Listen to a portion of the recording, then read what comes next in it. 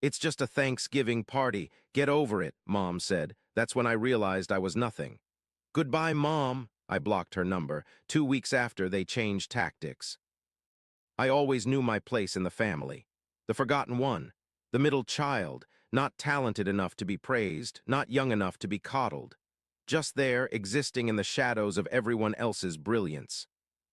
My older brother, Mason, was the golden child. Perfect grades, athletic scholarships. The kind of son parents brag about at neighborhood barbecues. My younger sister, Emma, was the baby, spoiled, protected, her every tantrum soothed with gifts and attention. And then there was me, Noah, the one they only seemed to remember when they needed something.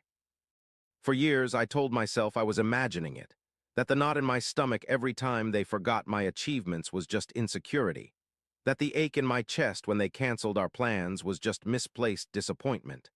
Those families have their ups and downs, and eventually they'd see me. I was wrong.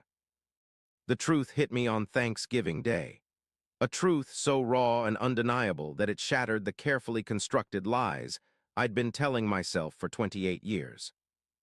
My phone buzzed that morning with a text from my mother. The screen illuminated with her message. "Noah, honey, we're canceling Thanksgiving dinner this year.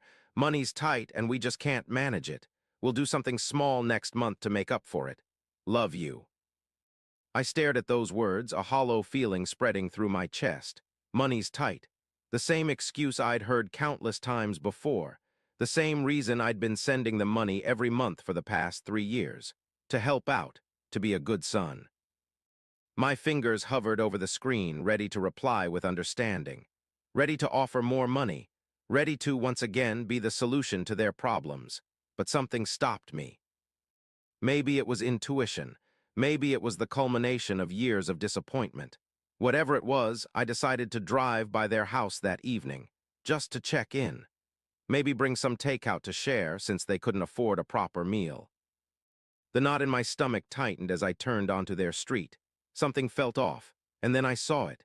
Their driveway, full of cars, my brother's sleek BMW, my sister's red Jeep. Cars I recognized as belonging to aunts, uncles, cousins. My hands gripped the steering wheel until my knuckles turned white. They couldn't be. They wouldn't, but they had. I parked across the street and walked up to the house. The windows glowed with warm light. Through the gap in the curtains, I could see them, all of them, gathered around a table laden with food, turkey, stuffing, my mother's famous pumpkin pie, laughter, togetherness. Everything a Thanksgiving should be, everything I had been told was impossible this year. My breath caught in my throat. The betrayal hit me like a physical blow.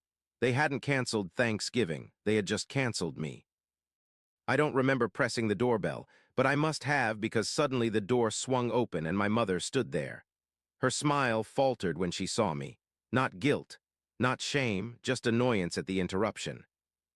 "Noah, what are you doing here?" I couldn't speak. Over her shoulder, I saw the dining room fall silent. Faces turned toward the door, surprise, discomfort, my father half rising from his seat at the head of the table. "I got your text," I finally managed to say, my voice sounding strange even to my own ears. "About canceling Thanksgiving." She blinked, composing herself quickly, too quickly, like she'd prepared for this possibility. "Oh, there must have been a misunderstanding. I meant we were canceling our plans with you. We decided to do something small, just family." Just family, those words echoed in my head. Just family. What was I then?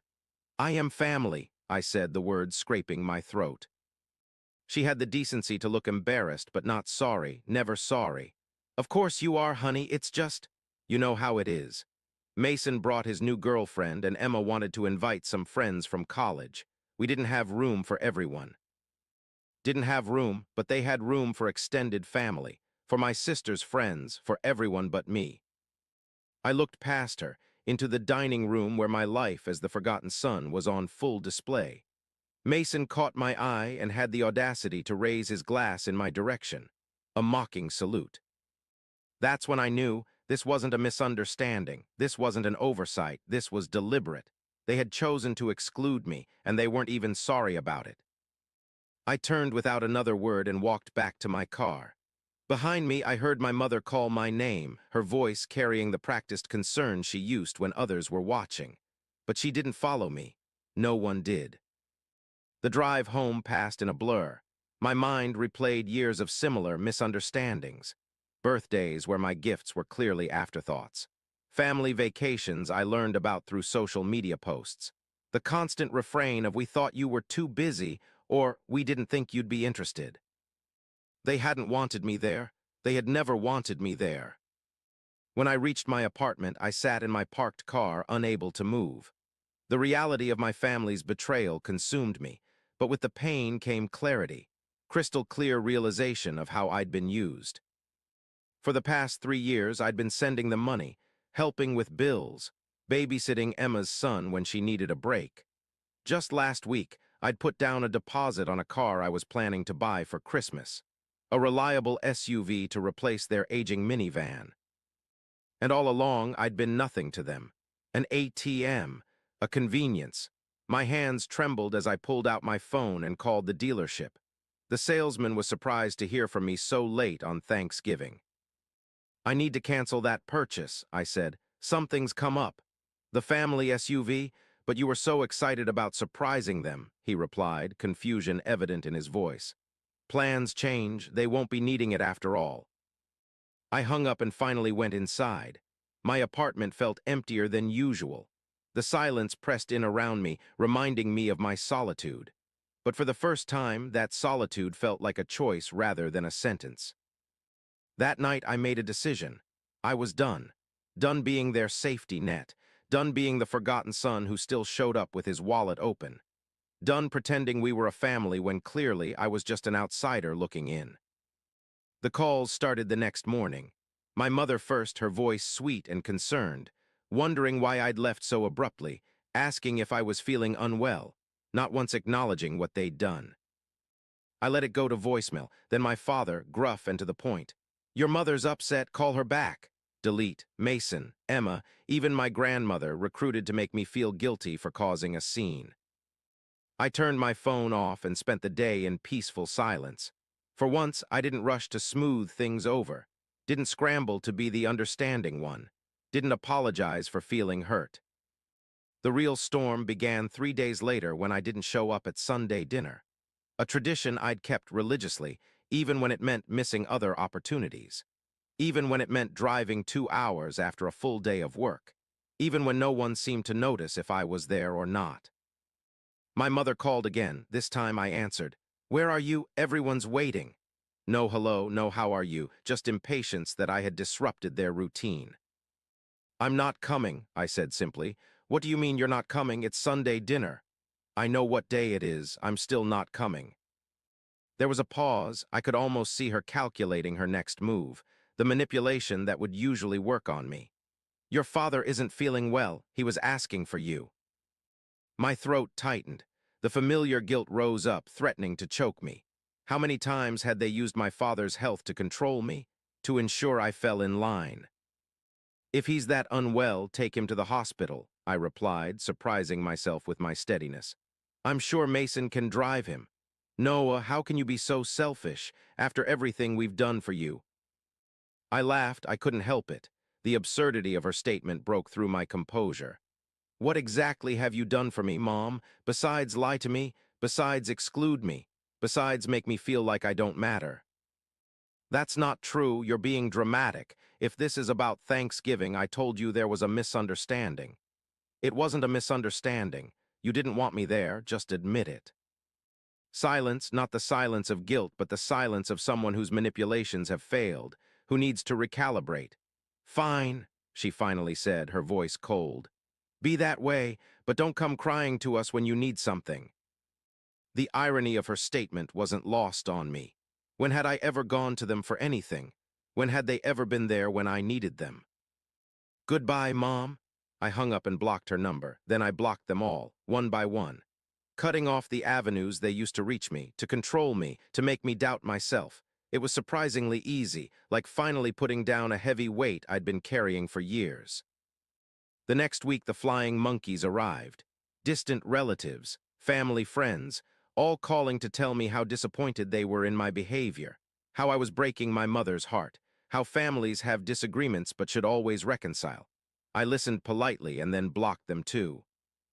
2 weeks after Thanksgiving, they changed tactics. Instead of group calls and angry voicemails, they began reaching out individually. Strategic and calculated, each playing their assigned role in trying to reel me back in. My father was first. A text, brief and authoritarian, "Call me." When I didn't respond, he showed up at my apartment. I watched through the peephole as he pounded on my door, his face contorted with a mixture of anger and disbelief that I would dare defy him. "Noah, I know you're in there. Open this door right now." I stood silently on the other side, heart hammering in my chest.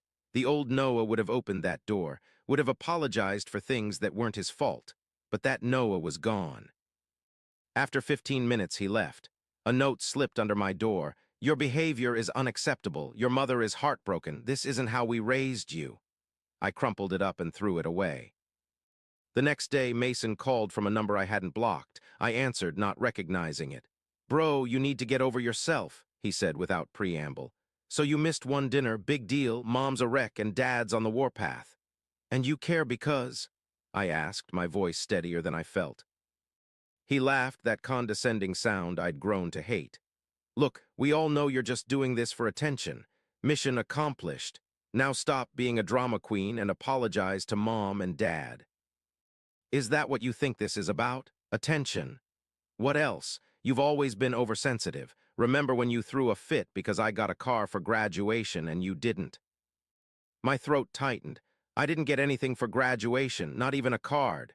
"See, oversensitive," he said as if he'd proven his point. "Just grow up and come to Sunday dinner. This family doesn't function when someone's rocking the boat."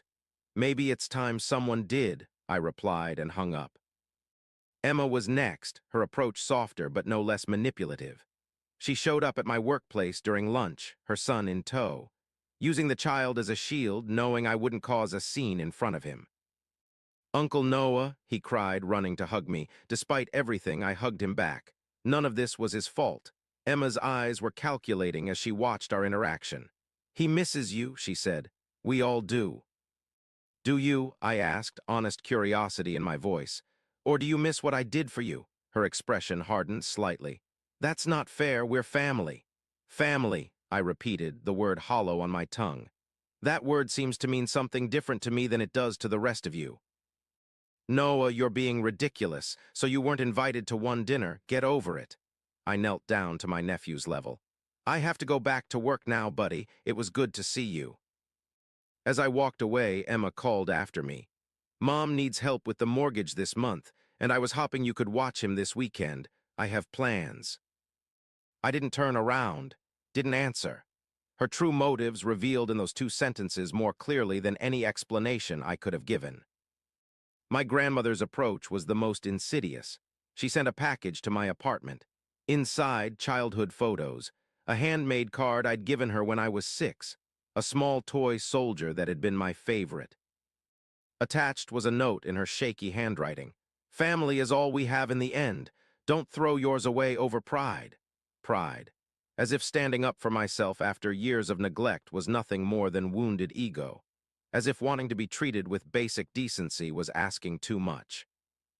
I put the photos away but kept the toy soldier, a reminder of the little boy who had tried so hard to be loved. The final assault came from my mother. She left increasingly desperate voicemails on my work phone, the only number she could still reach. "Noah, please call me back. I don't understand why you're doing this to us. Your father's blood pressure is through the roof because of your behavior. If something happens to him, I hope you can live with yourself. Why are you punishing us? What did we ever do except love you?" Each message twisted the knife deeper, revealing just how incapable they were of seeing their own actions, of acknowledging the hurt they had caused. In their narrative, I was the villain, the ungrateful son, the troublemaker. The last message she left was the most telling. Her voice was cold, the pretense of maternal concern dropped entirely. "Fine, be that way, but don't come crying to us when you realize what you've thrown away. Mason's been offered a partnership at his firm, and Emma's pregnant again. Life goes on, with or without you. We're still a family, even if you choose not to be part of it." A threat disguised as information. See what you're missing. See how we're just fine without you? But all I heard was confirmation. Confirmation that I had made the right choice. That walking away wasn't just an option. It was the only option if I ever wanted to heal. So I deleted the message, and all the ones that came before it, one by one, erasing their voices from my life, just as they had erased me from theirs long ago. And I left, walked out of that house and back to my car, a strange lightness in my steps. Behind me, I could hear my mother crying, my father shouting, the familiar soundtrack of guilt and manipulation. But for once, it didn't pull me back. That was 6 months ago. In that time, not one of them has apologized. Not one has acknowledged what they did or tried to make amends. Instead, they've painted me as the villain in their story. The ungrateful son who abandoned his family over a simple misunderstanding. I know this because mutual friends still tell me things. How my parents play the victims. How Mason and Emma spread rumors about my mental health issues. How they've rewritten history to absolve themselves of any wrongdoing. But I don't care anymore. I'm free. Free from the constant disappointment. Free from the one-sided giving. Free from the gnawing hope that someday, somehow, they might actually see me. I've redirected the money I used to give them toward my future. Started therapy to untangle the knots of guilt and obligation they tied in me. Built deeper connections with friends who actually value me for who I am, not what I can provide. Sometimes, in quiet moments, I still feel the ache of what could have been. The family I deserved but never had. The love that should have been unconditional but always came with strings attached. But then I remember Thanksgiving Day. Standing outside in the cold, looking in at a family gathering I'd been deliberately excluded from. And I remember that I didn't lose anything when I walked away. You can't lose what you never really had. To anyone who recognizes their own story and mine, who feels the invisible weight of being the forgotten one, the reliable one, the one who gives without receiving, you deserve more. You deserve to be seen, to be included, to be appreciated not for what you provide, but for who you are. And sometimes, walking away isn't giving up. It's realizing that the empty space where love should be hurts less when you stop expecting it to be filled by people who never had any intention of filling it. I've learned that true family isn't always bound by blood. It's built through actions, through consistent care and respect, through showing up when it matters, through seeing someone for who they truly are, not just what they can provide. I've learned that boundaries aren't selfish, they're necessary for survival. That saying no isn't cruel, it's an act of self-preservation. That you cannot set yourself on fire to keep others warm, especially when they'd never do the same for you. Most importantly, I've learned that healing doesn't come from forgiveness that isn't earned. It comes from accepting what happened, understanding it wasn't your fault, and building a life so full of genuine connection that the absence of toxic love no longer leaves a void. I am Noah, the forgotten son, the reliable one, the one who finally chose himself, and I've never been more at peace.